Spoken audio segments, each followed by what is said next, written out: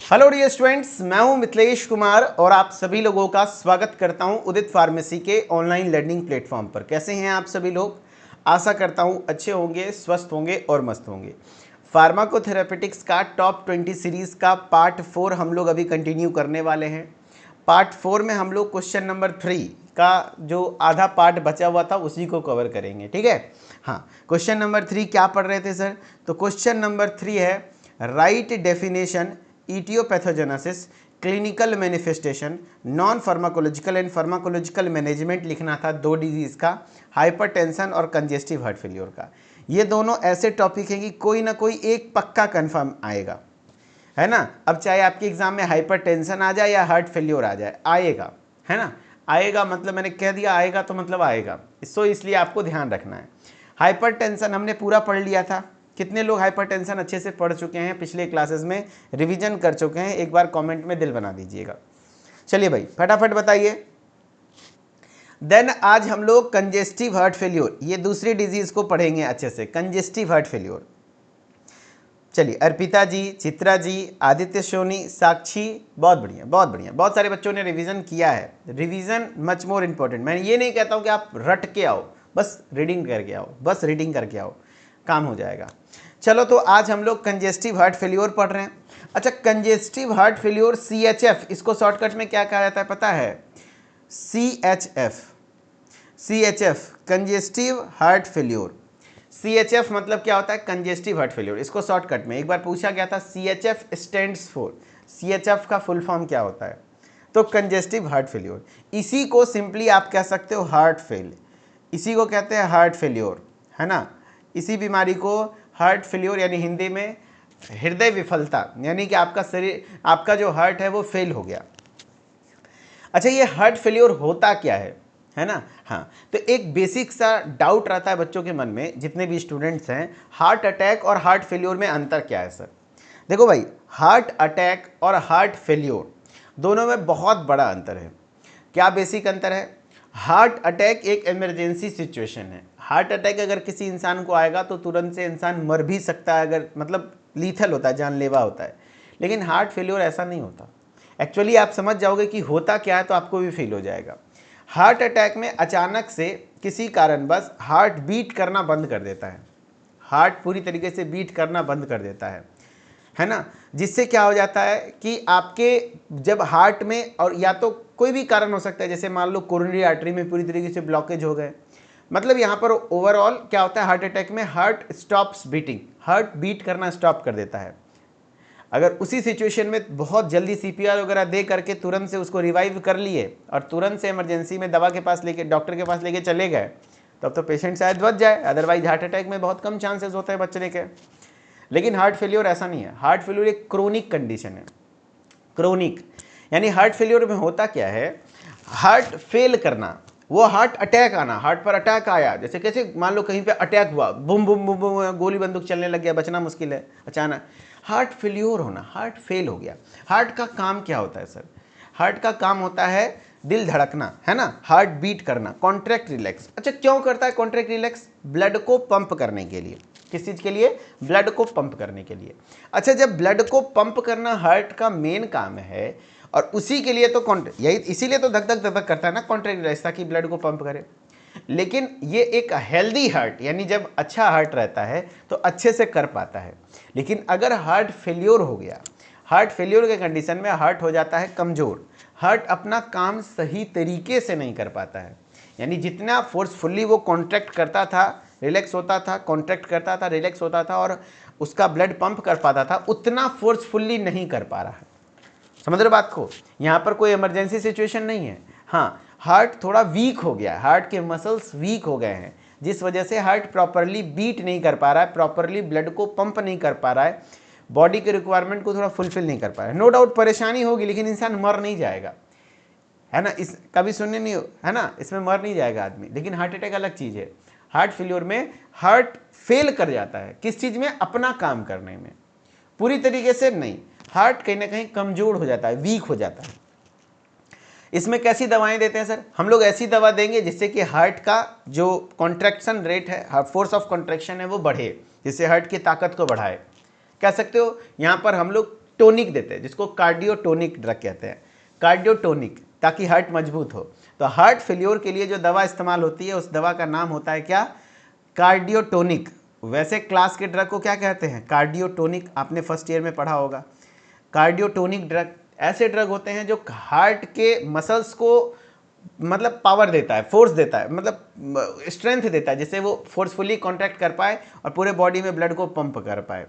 जैसे एग्जांपल में है डिजॉक्सिन, याद करो फार्माकोग्नोसी में जो बच्चे पढ़े होंगे, ये हार्ट फेल्योर में इस्तेमाल होता है ना। हाँ, तो वही बोल रहा है, देखो congestive heart failure often also known as heart failure, इसी को हार्ट फेल्योर कहते हैं, इज अ कंडीशन, ये एक ऐसा कंडीशन है वेयर द हार्ट मसल, जहां पे heart muscle is unable to pump blood as efficiently as it should, यानी जितना हार्ट के मसल्स को जितना ब्लड पंप करना चाहिए था उतना नहीं कर पाता है, उतना सक्षम नहीं है, यानी इंसान मर नहीं जाएगा। हाँ, सिम्टम्स आएंगे, बताऊंगा क्या क्या सिम्टम आता है।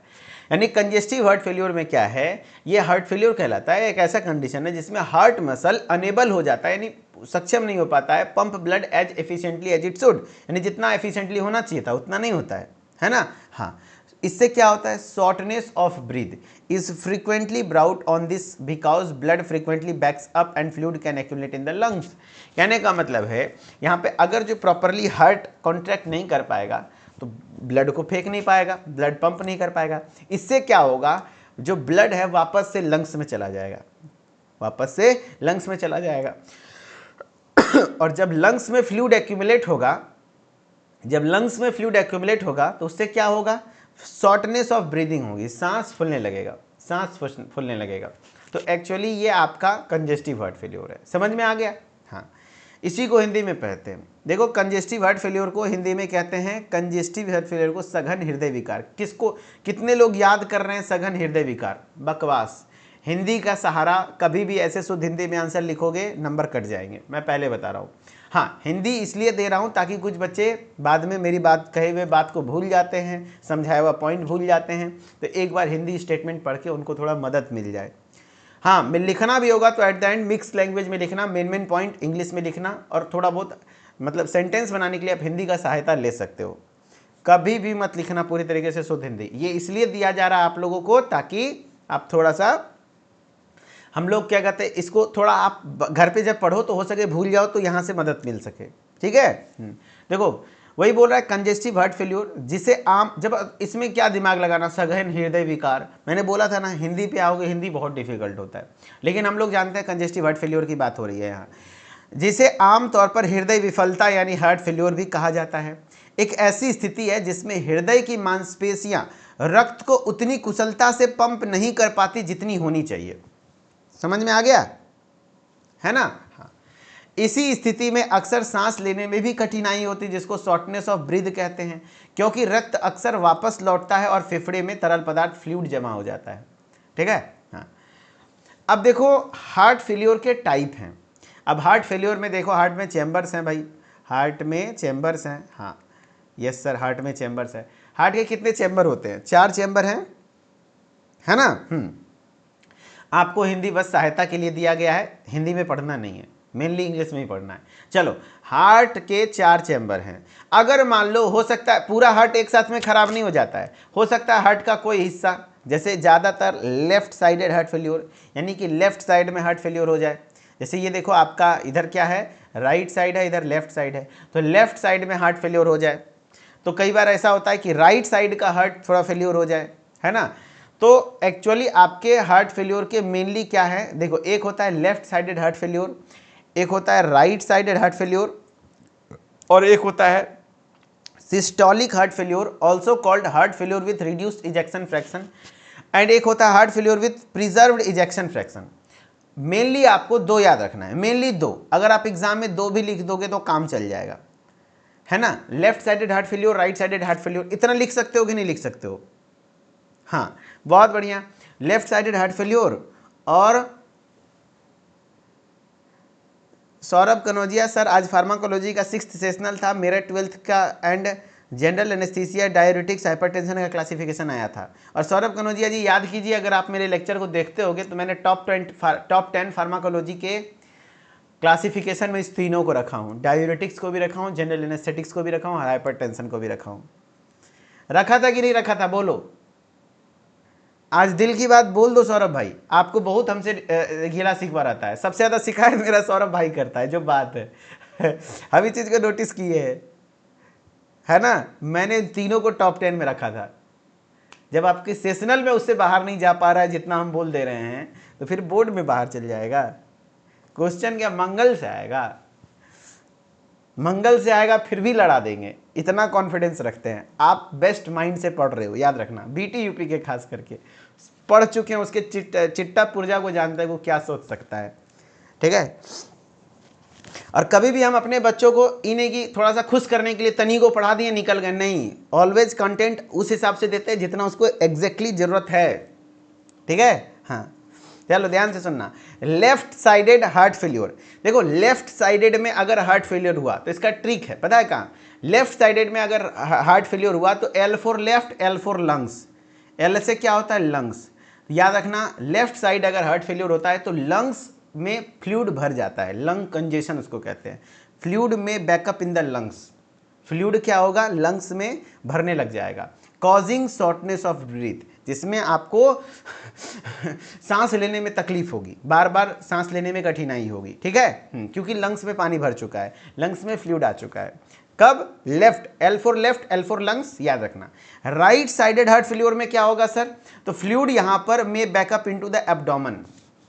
फ्लूइड कहां पर हो जाएगी, एब्डोमेन में, पेट में, लेग्स पैरों में, पाँव में, फिट में, काउजिंग स्वेलिंग, जिसको इडीमा देखते हो। इडीमा क्या होता है पता है, इडीमा मेडिकल कंडीशन है जिसमें क्या होता है, थोड़ा स्वेलिंग हो जाती है और वहां पे दबाओगे ना तो वो उंगली का निशान बन जाएगा। तो ये चीजें देखने को मिलता है किसमें, राइट साइडेड हार्ट फेल्योर में। अब थोड़ा सा देखो, एक तो ट्रिक मैंने बता दिया, L for left, L for lungs. Left sided heart failure में लंग्स में फ्लूइड का एक्यूमुलेशन होता है, राइट साइडेड में याद रखना आपके बॉडी के एब्डोमेन में, लेग में, फिट में, यानी लोअर बॉडी पार्ट में, है ना, आपके क्या होते हैं, फ्लूइड जमा हो जाते हैं, जिससे उसको में एडिमा हो जाती है, स्वेलिंग हो जाती है, ठीक है। हाँ अब देखो, इसको थोड़ा सा कंसेप्चुअली अगर समझना चाहोगे तो समझ लो। आपको थोड़ा हार्ट का पता होगा कि आपके लेफ्ट साइड में जो लेफ्ट वेंट्रिकल है उसमें ब्लड कहाँ से आता है, तो लेफ्ट एट्रियम से आता है। अच्छा, लेफ्ट एट्रियम में ब्लड कहाँ से आता है, तो लेफ्ट एट्रियम में सर लंग्स से आता है प्योर ब्लड, है ना। इसीलिए अगर चूंकि लेफ्ट साइड कमजोर हो जाएगा तो लेफ्ट साइड बहुत अच्छे से इजेक्ट नहीं कर पाएगा, तो इसीलिए वापस से ब्लड लंग्स में क्या हो जाएगा, बैकअप हो जाएगा कि भाई हम नहीं हो पा रहा है, हमसे काम नहीं हो पा रहा है, तो लंग्स में वापस चला जाएगा।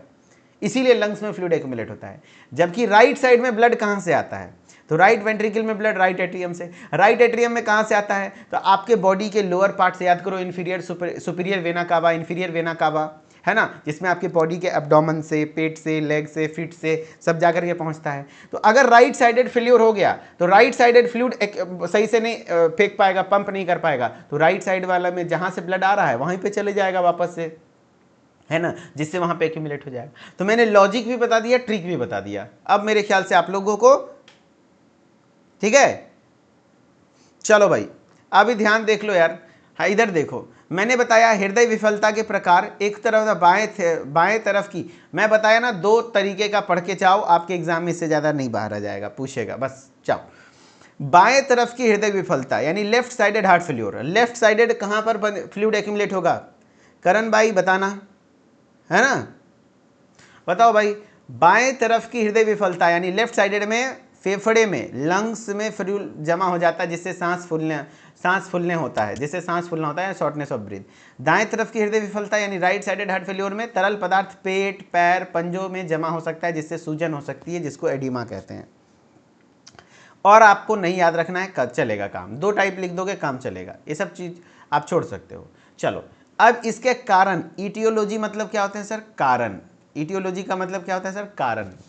अच्छा कारण कैसे याद रखेंगे, तो देखो भाई, आप कारण में जितना अच्छे से एक्सप्लेन कर सकते हो उतना अच्छे से लिखो, इसी को कहते हैं ईटियोपैथोजेनेसिस या फिर जो भी ईटियोलॉजी, कारण, है ना। मेन कारण है ये कोरोनरी आर्टरी का ब्लॉकेज होना, कोरोनरी आर्टरी डिजीज। अच्छा ये क्या होता है कोरोनरी आर्टरी, तो कितने बच्चों को ऐसा पता है कि जो आपका हार्ट है, यह हार्ट तो पूरे बॉडी को ब्लड देता है, लेकिन हार्ट को ऑक्सीजनेटेड ब्लड कौन देता है पता है, क्योंकि हार्ट के मांसपेशी को भी ब्लड की रिक्वायरमेंट है। हाँ सर, रिक्वायरमेंट तो है। तो हार्ट को ऑक्सीजनेटेड ब्लड देने का काम कौन करता है? यही कोरोनरी आर्टरी करता है।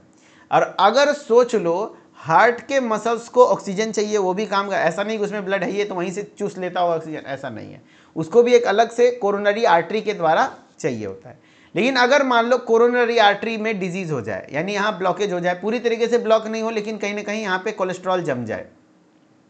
एक्चुअली कोरोनरी आर्टरी डिजीज में होता क्या है, कोरोनरी आर्टरी में कहीं ना कहीं ब्लॉकेज हो जाते हैं, हाँ, जिससे प्रॉपर ऑक्सीजन सप्लाई नहीं मिल पाएगा हार्ट के मसल्स को, और जहां पर हार्ट मसल्स को नहीं मिल पाएगा तो धीरे धीरे हार्ट के मसल्स वीक पड़ जाएंगे, है ना। मिल रहा है, ऐसा नहीं कि एकदम अगर पूरी तरीके से ब्लॉक हो गया, अगर रास्ता ब्लॉक हो गया तब तो हार्ट अटैक आ जाएगा, लेकिन मिल रहा है, लेकिन बहुत लंबे समय तक कम कम ब्लड गया जिससे हार्ट की मसल्स धीरे धीरे वीक हो गई। एक कारण ये हो सकता है। अरे भाई शक्ति वर्मा, काहे परेशान हो रहे हो यार? बिग फैन ठीक है, माने कि तुम बिग फैन हो, लेकिन अब तुम मेरा नाम भाई बदनाम करने के चक्कर में पड़े हो यार। पढ़ो यार। ब्लॉक्ड हार्ट आर्टरीज, मैं देख लिया भाई, ठीक है, थैंक यू, है ना। पक्का ही मेरा तो फैन नहीं है, पक्का जाना जैकलीन फर्नांडिस या फिर नोरा फतेही का फैन है। सही बता रहे, मेरा तो फैन नहीं है ये। हम पक्का बता सकते हैं, है ना। चलो यार, ब्लॉक्ड हार्ट आर्टरीज, पढ़ाई पे ध्यान दो। ब्लॉक्ड हार्ट आर्टरीज, ठीक है, जिसको कोरोनरी आर्टरी डिजीज कहते हैं। When blood flow to the heart is reduced due to clogged arteries, यानी अगर आर्टरी में क्लॉग हो गया, जम गया कुछ चीजें, खास करके कोलेस्ट्रॉल जम जाता है, तो इससे ब्लड फ्लो रिड्यूस हो जाता है। द हार्ट गेट्स वीकर, ये बोला है कि हार्ट पूरी तरीके से जाना बंद हो गया, ब्लड जाना बंद हो गया, और बंद हो जाएगा तो हार्ट अटैक आ जाएगा, समझिएगा। एक कारण ये हो सकता है। दूसरा, अगर किसी को हाई ब्लड प्रेशर लंबे समय से रहता है तो भी दिक्कत है, क्योंकि हार्ट के ऊपर ज़्यादा प्रेशर पड़ता है। कह रहा if the blood pressure is too high for too long, लंबे समय तक लंबा ब्लड प्रेशर, ज़्यादा ब्लड प्रेशर हाई रहता है, हाइपरटेंशन का कंडीशन है, तो उसका हार्ट फेलियर का सिचुएशन देखने को मिलता है। It makes the heart work harder, जिससे हार्ट को ज़्यादा काम करना पड़ता है, लीडिंग फेल्योर, हार्ट कमजोर हो जाता है ना। वीक हार्ट मसल्स यानी कार्डियोमायोपैथी, सब लोग लिखना कमेंट में कार्डियोमायोपैथी, एक बार पूछा हुआ था, है ना, हो सकता है तो इसी बार। अब एक लड़का लिख रहा है स्मॉल फैन सर, एक बार फैट फैन। ये कार्डियोमायोपैथी से एक बार सवाल आया हुआ है, जवाब देना। क्या होता है कार्डियोमायोपैथी? देखो, कार्डियोमायोपैथी में ना जो हार्ट के मसल्स हैं वो थोड़ा ज़्यादा ग्रो कर जाते हैं, ज़्यादा क्या कहते हैं, थिक हो जाते हैं, जिसकी वजह से कमजोर। जैसे हम ही अगर जो बहुत ज़्यादा फुल के फुलोड़ी हो जाएंगे, मोटा हो जाएंगे, है ना, थोड़ा जैसा हो जाएंगे, तो जाहिर सी बात है वीक हो जाएंगे। लेकिन अभी थोड़ा डाइटिंग वाइटिंग कर रहे हैं, देख रहे हूँ, देखो भाई थोड़ा मेरा फेस में कर्व वगैरह आया होगा, आप लोग नोटिस किए होंगे, है ना। हाँ, है ना। तो कार्डियोमायोपैथी एक्चुअली होता क्या है ना, कि इसमें हार्ट की मसल्स थोड़ी वीक हो जाती हैं। तो वही बोला है the heart muscles may get too weak, है ना। तो यहाँ पे क्या होता है, heart muscles may get too weak, heart की मसल्स वीक हो जाती है, टू थिक बहुत मोटा हो जाता है, और टू स्टिफ लोथड़ हो जाता है एकदम। So it can not pump properly, जिससे हार्ट प्रॉपरली पंप नहीं कर पाता है। तो ये भी एक वजह है कार्डियोमायोपैथी, ज़्यादा मोटा आ जाना, हार्ट मसल्स ज़्यादा मोटा आ जाता है ना। हाँ, कुछ अगर हार्ट वाल्व से सही से नहीं काम कर रहे हैं, जैसे हार्ट में वाल्व्स हैं, अब ये हार्ट में वाल्व्स आपको पता है यहाँ पे पाया जाता है ये सब में, अब हार्ट वाल्व से सही से ओपन नहीं हो रहा है, सही से बंद नहीं हो रहा है, तो भी दिक्कत है ना। हाँ, if heart valves do not open और close right, the blood flow is disrupted, blood flow disrupt होगा, putting extra strain on the heart, जिससे हार्ट पर एक एक्स्ट्रा प्रेशर पड़ेगा।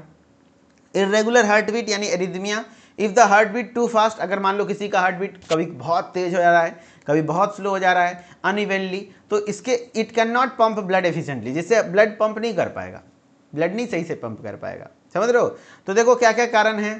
पहला कारण अपने मन से, ऐसा नहीं है कि एकदम रट रहे हैं कि ये होता है ऐसे लाइन है, नहीं। हार्ट फेलियर क्या होता है, मेरे क्लास में बाबू ऐसा माइंड में कॉन्सेप्ट बनाओ और फिर एक बार रिविजन करके आना। चलो बिना कुछ देखे बोलो, हार्ट फेलियर क्या होता है, समझे क्या दिमाग में, फिर स्टेटमेंट आप हिंदी में लिखो, इंग्लिश में लिखो, जैसे भी लिखो, लिख के आओगे। हार्ट फेलियर क्या होता है, हार्ट फेलियर में हार्ट सही से ब्लड पंप नहीं कर पाता है, एफिशिएंटली ब्लड को पंप नहीं कर पाता है, है ना। हाँ, जितना बॉडी को रिक्वायरमेंट है। इससे क्या होता है, तो इससे लंग्स में वापस से ब्लड खास करके क्या कहते हैं फ्लूइड में वहाँ पे भर जाता है, जिससे कि शॉर्टनेस ऑफ ब्रीथ होती है, लेकिन सांस लेने में दिक्कत होती है। हार्ट फेलियर दो प्रकार के, left sided heart failure, right sided heart failure. Left sided heart failure में क्या होगा sir, L for left, L for lungs, lungs में फ्लूइड बैकअप हो जाएगा, फ्लूइड फिल्ड अप हो जाएगा। जबकि राइट साइडेड में आपके एब्डोमेन, बॉडी, लोअर बॉडी जैसे फिट, है ना, ये सब चीज़ें हो गई, लेग हो गई, वहाँ पे स्वेलिंग हो जाएगी। अब उसके बाद हमने बताया कि भाई कारण क्या क्या हो सकते हैं। तो कारण सबसे पहले हार्ट को जो ऑक्सीजनेटेड ब्लड सप्लाई दे रहा है कोरोनरी आर्टरी, अगर उसमें कोई दिक्कत हो गई तो ब्लॉक्ड कोरोनरी आर्टरी। ऐसे लिखना पॉइंट वाइज पॉइंट लिख करके उसके अंदर एक्सप्लेन कर दोगे ना। और जरूरी नहीं है कि ऐसा एकदम यही वाला पॉइंट बनना चाहिए, कुछ गड़बड़ नहीं होना चाहिए। हो सके आप ऐसा लिख सकते हो, ये कोरोनरी आर्टरी ब्लॉकेज, अपने हिसाब से अगर जैसा पूरा एग्जैक्टली याद नहीं रहा तो आप ये भी लिख सकते हो coronary artery blockage, coronary artery में प्रॉब्लम की वजह से, या तो सिर्फ कोरोनरी आर्टरी भी लिख सकते हो, उतना चलेगा, कोई दिक्कत नहीं है। तो इसमें क्या हो रहा है भाई, कोरोनरी आर्टरी में प्रॉब्लम आ गई भाई, देख लो। तो क्या होता है भाई, यहाँ पे देखो लिखा हुआ है, यहाँ पे मैं फिर से पढ़ देता हूँ। कह रहा है when blood flow to the heart is reduce, अगर ब्लड कोरोनरी आर्टरी में किसी तरह से कोरोनरी आर्टरी क्लॉग हो गई, क्लॉग मतलब है जाम हो जाना, है ना, जिससे किस वजह से, तो कोलेस्ट्रॉल वगैरह जमा हो जाने की वजह से, जिससे लंबे समय तक अगर ऐसा होगा तो हार्ट वीक हो जाएगा। अगर ज़्यादा ब्लड प्रेशर होता है लंबे समय तक, हाइपरटेंशन, तो हार्ट के ऊपर ज़्यादा प्रेशर पड़ता है, जिससे हार्ट वीक हो सकता है। कार्डियोमायोपैथी यानी हार्ट ज़्यादा मोटा हो गया, मायोपैथी एकदम मोटा आ गया, जिससे क्या होगा, heart too thick, too stiff, so do not get too weak, कमजोर हो जाएगा। हमारा भी इंग्लिश आप ही जैसा हैवी है, टेंशन न लीजिए, है ना, हम भी सरकारी स्कूल से पढ़े हैं, मैनेज करके चलते हैं, आप भी मैनेज करिए। फॉल्टी हार्ट वाल्व्स, हाँ, हार्ट वाल्व सही से काम ना कर पाए, इरेगुलर हार्ट बीट, ये सब अलग अलग रीजन हो सकते हैं। अब इसी को देखो हिंदी में लिखा हुआ है, हिंदी हो सके तो मैं स्किप करता हूँ भाई, क्योंकि हिंदी देख के होता है हमारा दिमाग खराब। हम कभी भी नहीं पढ़े, मेडिकल फील्ड में आने के बाद हिंदी हम इस तरीके का कभी नहीं पढ़े, आप ही लोग कहते थे, लेकिन चलो प्रयास करते हैं एक बार रीडिंग देने का। हाँ, हिंदी से सहारा मिलेगा। अगर मान लो मैं जो टॉपिक पढ़ाया हूँ उसका समझ नहीं आ रहा है तो यहाँ पे लिख के समझ में आ जाएगा। जैसे देखो कोरोनरी आर्टरी रोग, कोरोनरी आर्टरी डिजीज लिख रहा है, जब धमनियों में रुकावट के कारण हृदय तक रक्त प्रवाह कम हो जाता है तो उसे हृदय कमजोर हो जाता है, जाहिर सी बात है। हाइपरटेंशन, यदि रक्तचाप लंबे समय तक बहुत अधिक रहे तो हृदय को अधिक मेहनत करनी पड़ती है, जिससे अंततः हृदय विफलता हो जाती है। Very good. फिर है आपके कार्डियोमायोपैथी, तो हृदय की मांसपेशियां बहुत कमजोर, मोटी, कठोर हो जाती है, जिससे वह सही तरीके से पंप नहीं कर पाती। यही सब बात हमने भी बताया, है ना। हाँ, और भी कुछ ऐसे बॉडी कंडीशंस हैं। अगर किसी को डायबिटीज़ है तो याद रखना, डायबिटीज़ में क्या बढ़ा रहता है, ब्लड शुगर बढ़ा रहता है। अगर बहुत लंबे समय तक किसी को डायबिटीज़ रहेगी तो डायबिटीज़ बहुत ख़राब चीज़ है ना, ध्यान रखना, क्योंकि हाई ब्लड शुगर धीरे धीरे डैमेज करता है आपके हार्ट को और ब्लड वेसल्स को। तो ये भी एक कारण बनता है, डायबिटीज की वजह से भी हार्ट फेलियर हो सकता है। किसी को लंग्स से संबंधित डिजीज है, कंडीशंस लाइक सीओपीडी, अगर किसी को सीओपीडी है, कोरोनरी ऑब्स्ट्रक्टिव पल्मोनरी डिजीज, सांस लेने में तकलीफ होगी। और blood clots in the lungs, अगर लंग्स में कहीं ब्लड क्लॉट बन गया, जिसको पल्मोनरी एम्बोलिज्म कहते हैं, make it hard for the heart to work, heart को ज़्यादा काम करना पड़ेगा क्योंकि ऑक्सीजन सप्लाई थोड़ा कम हो जाएगा, जिससे हार्ट थोड़ा सा ज़्यादा प्रेशर पड़ेगा। अगर किसी को थायराइड प्रॉब्लम है, बोथ एंड ओवर एक्टिव या अंडर एक्टिव, मान लो थायराइड बहुत ज़्यादा बन रहा है या बहुत कम बन रहा है, उसमें भी कहीं ना कहीं हार्ट पे ऊपर थोड़ा सा प्रेशर पड़ता है। इन्फेक्शन, हाँ, कुछ वायरल इन्फेक्शन भी डायरेक्टली हार्ट को वीक कर सकते हैं। अब इतने सारे पॉइंट्स बताएं, जितना को याद रह पाए उतना लिख देना। वही चीज़ें यहाँ पे भी बोल रहा है भाई, देखो डायबिटीज़ है, सीओपीडी है, थायराइड है, संक्रमण है, अपने हिसाब से हिंदी देख लेना भाई। चलो, अब है इसके लाइफ स्टाइल एंड हैबिट्स।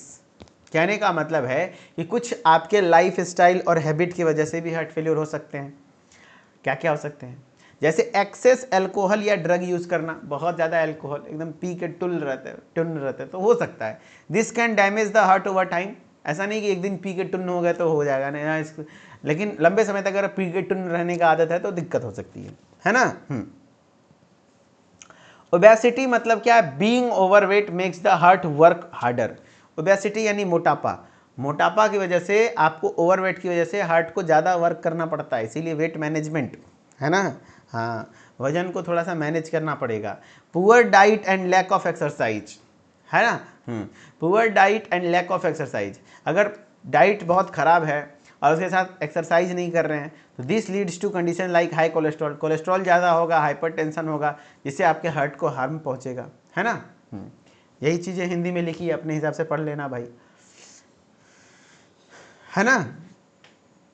अर्पित शर्मा कह रहे थोड़ा स्पीड में पढ़ाइए और हिंदी इग्नोर करिए। देखो हिंदी एकदम से इग्नोर नहीं करेंगे, लेकिन जहाँ जरूरत है वहाँ पे बताएंगे। बाकी आपके मदद के लिए मैंने पीडीएफ में ऐड कर दिया है, ठीक है।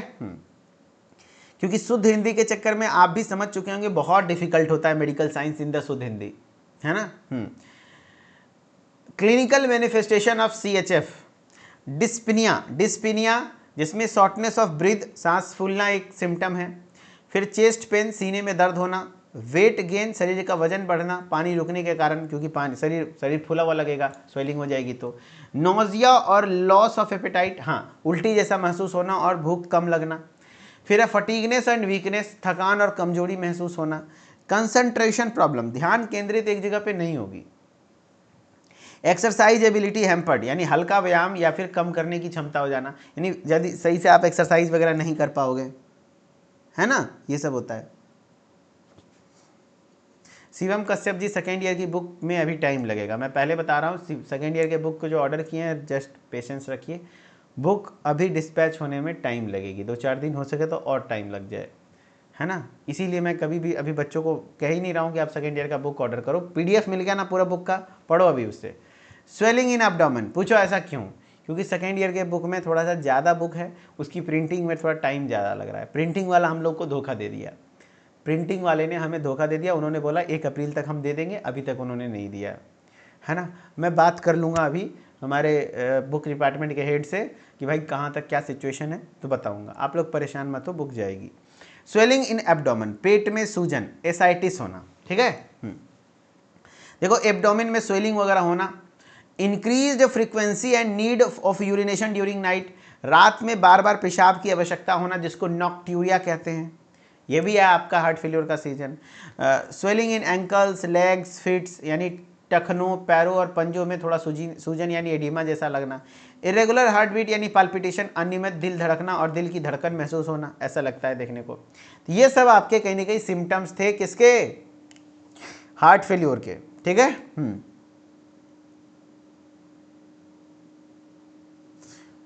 है ना। चलो अब non pharmacological management, non pharmacological management में 2-4-5 लाइन बता दूंगा, सब में लिख सकते हो। जैसे डाइटरी चेंजेस, हाँ भैया डाइट फाइब्रस रखो, अच्छा रखो, हेल्दी डाइट रखो, सब में लिख सकते हो। हाँ, लिमिट फ्लूइड इनटेक, कम से कम फ्लूइड लें। लिमिट एल्कोहल कंजप्शन, एल्कोहल कम से कम लें। स्मोकिंग सिसेशन, स्मोकिंग को रोक दें, सुट्टा मारना बंद कर दो भाई। एक्सरसाइज एंड फिजिकल रेस्ट, हाँ एक्सरसाइज करिए और फिजिकल रेस्ट लीजिए, है ना, यानी एक्सरसाइज भी करिए और फिजिकली थोड़ा रेस्ट भी लीजिए। ये सब कुछ नॉन फार्माकोलॉजिकल मैनेजमेंट है, यानी आहार में परिवर्तन करना, तरल सेवन सीमित करना, अल्कोहल सेवन सीमित करें, धूम्रपान त्याग करें, व्यायाम और शारीरिक विश्राम को ध्यान में रखें, ठीक है। अब है फार्माकोलॉजिकल मैनेजमेंट, यहाँ पर कौन कौन सी दवाएं चलती हैं, सबसे मेन बात तो यही है, है ना। सबसे मेन बात तो यही है ना। हाँ, तो भाई डायूरेटिक्स जो होता है, ये डायूरेटिक्स क्या होता है बताओ। सबसे पहले तो फ्लूइड एक्यूमुलेट हो रहा था, तो फ्लूइड को बाहर निकालने का काम कौन करेगा, डायूरेटिक्स करेगा। These drugs reduce the amount of fluid in the body, जिससे बॉडी, ये क्या करता है, डायूरेटिक्स यूरिन को ज़्यादा निकालता है बाहर, जिससे शरीर का एक्स्ट्रा अमाउंट ऑफ वाटर बाहर निकलता है, शरीर का एक्स्ट्रा अमाउंट ऑफ वाटर बाहर निकलता है, शरीर का एक्स्ट्रा अमाउंट ऑफ वाटर बाहर निकलता है, जो भी स्वेलिंग एडिमा है उससे बाहर निकाल देगा। द बॉडी में retain more fluid it as it should due to the CHF में ज़्यादा फ्लूइड रिटेन हो जाता है, तो उसको बाहर निकालने का काम कौन करता है, डायूरेटिक्स, जैसे फ्यूरेसेमाइड, है ना, फ्यूरेसेमाइड, ब्यूमेटेनाइड, हाइड्रोक्लोरथायाजाइड, ये सब है डायूरेटिक्स। अब है ACE इनहिबिटर्स, हाँ ACE इनहिबिटर्स किस लिए यूज होते हैं, ये तो हाइपरटेंशन में भी यूज हो रहा था, तो एक कारण ये भी तो है हार्ट फेलियर का, हाइपरटेंशन, तो इसलिए these drugs ease to blood flow by dilating blood vessels, कहीं ना कहीं ये भी ब्लड वेसल्स को डायलेट करता है, जैसे enalapril, lisinopril, ramipril. Beta blockers भी इस्तेमाल होते हैं। These drugs reduce amount of oxygen a heart requires by slowing the heart rate, यानी हार्ट रेट अगर बहुत तेज़ी से एरिथमिया हो गया, किसी को हार्ट रेट बहुत ज़्यादा बढ़ गया है, इसको टेकीकार्डिया कहते हैं। तो उस कंडीशन में बीटा ब्लॉकर भी दिया जाता है, जिससे कि कहीं ना कहीं हार्ट रेट थोड़ा कम हो, जिससे हार्ट कम से कम ऑक्सीजन को कंज्यूम करे, है ना। हाँ, जैसे कार्बिडिलोल, मिटोप्रोलोल, बिसोप्रोलोल, ये कुछ ड्रग्स हैं। वही चीज़ें हिंदी में लिखी हुई है, आपने देख लेना। AC inhibitors, beta blockers, diuretics, है ना। Angiotensin 2 receptor blocker, angiotensin 2 receptor blockers, yes, angiotensin 2 receptor blocker, जिसमें आपके वेलसार्टन, कंडेंसार्टन, लोसार्टन जैसी ड्रग्स हैं। रिलैक्स ब्लड वेसल्स, ये भी ब्लड वेसल्स को रिलैक्स करते हैं एंड हार्ट के ऊपर स्ट्रेन को कम करते हैं। Used when AC inhibitors can not tolerated, अगर मान लो एसी इनहिबिटर्स नहीं काम कर पा रहा है, तब इस कंडीशन में हम लोग यूज़ करते हैं एंजियोटेंसिन 2 रिसेप्टर ब्लॉकर। फिर एल्डोस्टेरोन एंटागोनिस्ट भी यूज़ होता है। एग्जाम्पल प्रिवेंट सोडियम, याद करो पिछले क्लास में मैंने बताया था एल्डोस्टेरोन का मेन काम क्या है आरएएस सिस्टम में, ये सोडियम और वाटर को रिटेन करता है, वापस से ब्लड में भेजता है। तो ये क्या करता है, एल्डोस्टेरोन एंटागोनिस्ट लेंगे, एंटागोनिस्ट मतलब एल्डोस्टेरोन को ब्लॉक करने वाला। एल्डोस्टेरोन आज भी सुबह सुबह फार्माकोलॉजी में पढ़ रहे थे, एंटागोनिस्ट यानी ब्लॉकर, यानी एल्डोस्टेरोन को ब्लॉक करने वाला ड्रग लेंगे। इससे क्या होगा, वो जो सोडियम और वाटर रिटेंशन है वो नहीं होगा, प्रिवेंट, जिससे reduce mortality in severe heart failure, है ना। हाँ, जैसे एग्जाम्पल में स्पाइरोलेक्टोन, एप्रिलियन, ये सब कुछ एल्डोस्टेरोन एंटागोनिस्ट है, ठीक है। अब देखो दवाई का नाम हिंदी में क्या ही पढ़ोगे यार, है ना, बताओ दवाई का नाम, चलो पढ़ा देता हूँ, कोई बात नहीं। एसी इनहिबिटर्स, देखो वही चीज़ें लिखा हुआ है, एसी इनहिबिटर्स, ये दवाएं मेन लाइनें बता देता हूँ। ये दवाएं रक्त वाहिकाओं को फैलाकर रक्त प्रवाह को आसान बनाती हैं, जैसे एनेलाप्रिल, लिसिनोप्रिल, रेमिप्रिल। लेकिन मैं बताओ, मैं लिख के दे दूं कौन फेल हो जाएगा, मैं लिख के दे दूं, अभी बता दूं, बोलो, एकदम 100% पास का नहीं पता, लेकिन हम लिख के दे सकते हैं कौन फेल हो जाएगा। ऋतिक कुमार हैं जी सर दे दो दे दो, चलो। जो इस तरीके से दवाई का नाम लिख के आएगा ना, रामीप्रिल रेमीप्रिल नहीं, रामीप्रिल, ऐसे रामीप्रिल, ऐसे जो लिख के आएगा वो लिख, कितने को लगता है कि हाँ भैया जो फेल, पक्का फेल हो जाएगा। अरे भैया लिसिनोप्रिल एनेलाप्रिल ऐसे लिखेगा तो फिर सही में फेल हो, और एसी अवरोधक भी लिख देगा तो फेल हो जाएगा। अरे भाई मास्टर को भी पता नहीं होगा कि ये अवरोधक क्या होता है, इसीलिए लिखना एसी इनहिबिटर्स है। हाँ, हिंदी क्या लिखेंगे, हिंदी ऐसा लिख सकते हो, ये ड्रग्स या फिर ये दवाएं रक्त वाहिकाओं को फैलाकर रक्त प्रवाह को आसान बनाती है। एग्जाम्पल इंग्लिश में ही लिखना, एनेलाप्रिल, लिसिनोप्रिल, रेमिप्रिल, ठीक है। हाँ, पहले बता दे रहा हूँ। बीटा ब्लॉकर, दवाई का नाम कभी भी कोई पर्ची पे हिंदी में नहीं लिख के देता है, पैरासीटामोल। हाँ, पता चलेगा कि हम लोग का जो फार्मेसी का विद्यार्थी है वो ऐसे लिखेगा, आकर पारा, सोहर्सी कट्टो आकर सीटा, ओ कर लो मोल, पारासीटामोल तो फिर दिक्कत हो जाएगा जी, है ना, तो फिर दिक्कत हो जाएगा। ऐसे नहीं लिखना, दवाई का नाम इंग्लिश में लिखना यार। चलो, बीटा ब्लॉकर्स, ये दवाएं हृदय की गति को धीमा करके हृदय की ऑक्सीजन आवश्यकता को कम करती हैं, जैसे कार्बिडिलोल, मिटोप्रोलोल, बिसोप्रोलोल। डायरेटिक्स, ये दवाएं शरीर में अतिरिक्त तरल की मात्रा को कम करती हैं, सीएचएफ में शरीर में तरल अधिक जम हो जाता है, इसीलिए, जैसे फ्यूरासेमाइड, ब्यूमेटेनाइड, हाइड्रोक्लोरथायाजाइड। एंजियोटेंसिन 2 रिसेप्टर ब्लॉकर, एआरबीज, जो हमने बताया था, लोसार्टन, वल्सार्टन, कंडेंसार्टन, रक्त वाहिकाओं को शिथिल करते हैं और हृदय पर दबाव कम करते हैं। जब एसी इनहिबिटर सहन ना हो तब इसका उपयोग करते हैं। फिर एल्डोस्टेरोन प्रतिपक्षी, अगे माँ प्रतिपक्षी एल्डोस्टेरोन एंटागोनिस्ट, भाई मेन वर्ड यह वाला याद रख लो, एल्डोस्टेरोन एंटीगोनिस्ट। आज पहली बात कसम से कहता हूँ, ईमानदारी से है ना, मैं पहली बार ये वर्ड समझा, अच्छा प्रतिपक्षी होता है कुछ, एंटागोनिस्ट को हिंदी में प्रतिपक्षी कहते हैं, लिटरली मैं बता रहा हूँ। अब फिर बोलेंगे ये लिखेगा, अरे भाई गूगल ट्रांसलेटर से ट्रांसलेट किया हुआ है ठीक है, लिटरली मैं बता रहा हूँ, प्रतिपक्षी मैं पहली बार जाना कि अच्छा एंटागोनिस्ट को हिंदी में प्रतिपक्षी कहते हैं। लेकिन आपकी इच्छा हो तो लिख देना, लेकिन याद रखना फिर मेरा, हम गारंटी नहीं लेंगे कि आपका रिजल्ट क्या होगा, नहीं होगा। हाँ, समझने के लिए, स्टेटमेंट बनाने के लिए आप हिंदी का सहायता ले लो तो ले लो, है ना, लेकिन चलो, सोडियम और पानी के संचय को रोकता है, गंभीर हृदय विफलता में मृत्यु दर कम करते हैं, स्पाइरोलेक्टोन एंड एलर्जीन। ऑलवेज हिंदी का हेल्प लेना है, मदद लेना है, सहारा लेना है। चलो, वेसोडाइलेटर्स, हाँ कुछ यहाँ पे वेसोडाइलेटर्स भी यूज करते हैं, जो कि डायरेक्टली ब्लड वेसल्स को डायलेट करता है। Dilate blood vessels, reducing preload and after load. इससे क्या होगा, specially useful in the protein intolerant, है ना, इस तरीके जैसे हाइड्रोलाजीन, आइसोसोर्बाइड या डाइनाइट्राइट का इस्तेमाल होता है।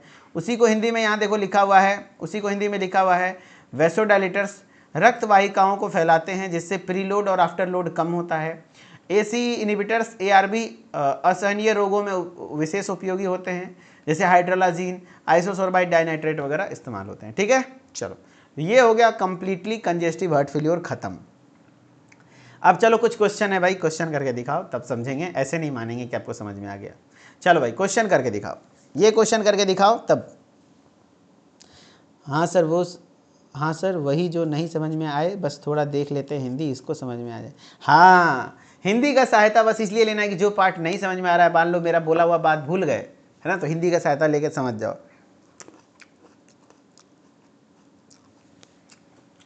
करेक्ट, जवाब दो। What is a common cause of congestive heart failure?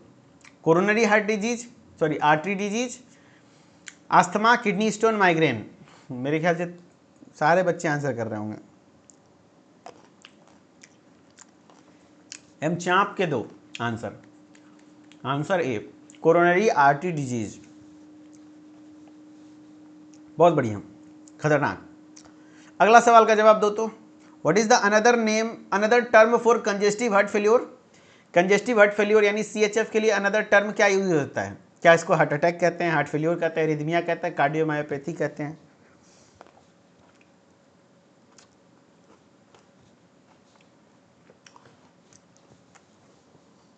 जवाब दो।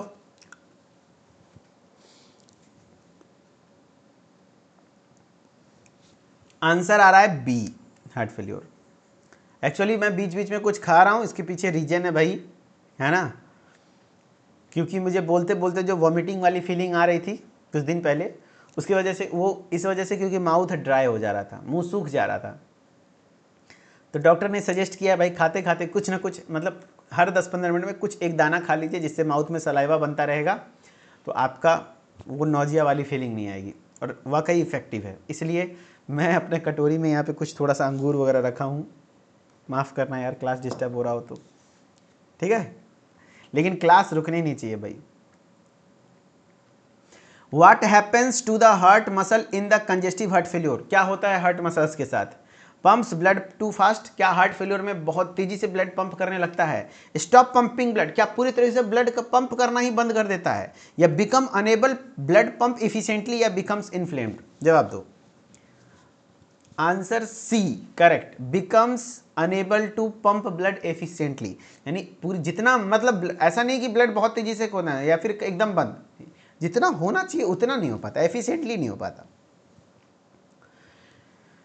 नेक्स्ट है, which drug reduces fluid retention in the CHF? यानी कि इस कंजेस्टिव हार्ट फेल्योर में कौन सा ऐसा ड्रग है जो फ्लूइड रिटेंशन, यानी जो फ्लूइड भर गया है, फ्लूइड रिटेन कर गया है, फ्लूइड जाम हो गया, जम गया है, उसको क्या है, जैसे नाली में पानी रिटेन कर जाता है ना, नाली में पानी जम जाता है तो कहना water retention in the drain, just like fluid retain, यानी पानी जाम हो गया है, शरीर में पानी फंस जाता है, तो उसको निकालने का काम कौन करता है? Statin, beta blocker, nitrate, diuretics.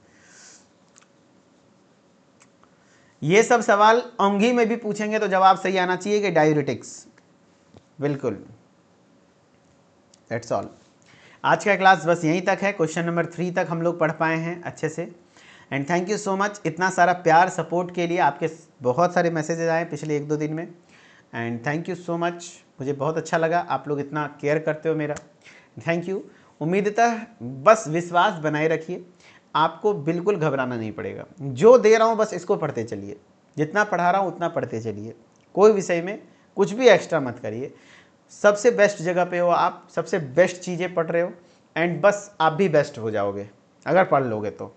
कभी भी रटने का प्रयास नहीं करो, अभी समय है, डेली रिवीजन करो, बार बार पढ़ने का प्रयास करो, ज़्यादा अच्छा होगा। मिथिलेश सर ऑफिशियल के साथ जुड़े रहिए ताकि हर एक अपडेट आपको मिलता रहे, ठीक है, थैंक यू। बाकी एक चीज़ मैं आपसे एग्जाम्पल पूछना चाहूँगा, आपको 100 आदमी हैं, एक दिन में हम 100 आदमी को 10 बार दिखा देंगे, 10 बार नहीं, चलो 10 बार दिखा देंगे, यही 100 आदमी को 10 बार दिखा देंगे, या फिर हम यही 100 आदमी को 10 दिन तक एक एक बार ही लगातार दिखाएंगे, बताओ किस में ज़्यादा याद होगा? आप लोग बताओ, ऑप्शन नंबर ए में या ऑप्शन नंबर बी में? आपके पास एक ऑप्शन देते हैं, 100 आदमी हैं, 100 आदमी को आपको हम दिखाएंगे, एक ही दिन में 10 बार दिखा देंगे, एक ही दिन में 10 बार दिखा देंगे, इसमें ज़्यादा याद होगा, आप ज़्यादा पहचान पाओगे आदमी को, या फिर 100 आदमी को 10 दिन दिखाएंगे लगातार, बस एक एक बार ही? बी में, 10 दिन में। हाँ, भले पहला दिन आपको ज़्यादा बेटर यहाँ पे फील होगा कि नहीं भाई, हो सके 100 में से 50-60 आदमी को आप पहचान लिए, इसमें 10 आदमी को पहचाने, लेकिन ये ज़्यादा लंबे टर्म तक चलेगा भाई, लंबा खेलना है तो ये वाला प्रोसेस अपनाना होगा, क्योंकि आपके पास अभी समय है। वही बात मैं समझाता हूँ, मत रटो, बार बार पढ़ो, ओनली पढ़ो, रीड करो, रीड रीड रीड, बस काम हो जाएगा। इतना हो जाएगा कि बस आप एग्जाम में लिख पाओगे, हाथ रुकेगा नहीं आपका, ठीक है। स्वाति मैम तो 8 क्वेश्चन कंप्लीट कर चुकी है, रट्टा मार पढ़ा रही है वो तो। अच्छा रुको, मैम से बात करूँगा, मैम थोड़ा स्लो पढ़ाइए, थोड़ा आराम से पढ़ाइए, कोई दिक्कत नहीं। चलो ठीक है, okay. Actually law and ethics subject भी है वैसा भाई, मैम का नहीं गलती है इसमें, सब्जेक्ट की, कोई भी वो सब्जेक्ट पढ़ाएगा तो सबका हालत ख़राब हो जाएगा। थोड़ा सा रटने वाला विषय है, नियम कानून ये वो लंथन थ्योरेटिकल। चलो ठीक है, okay, bye bye, take care, take care.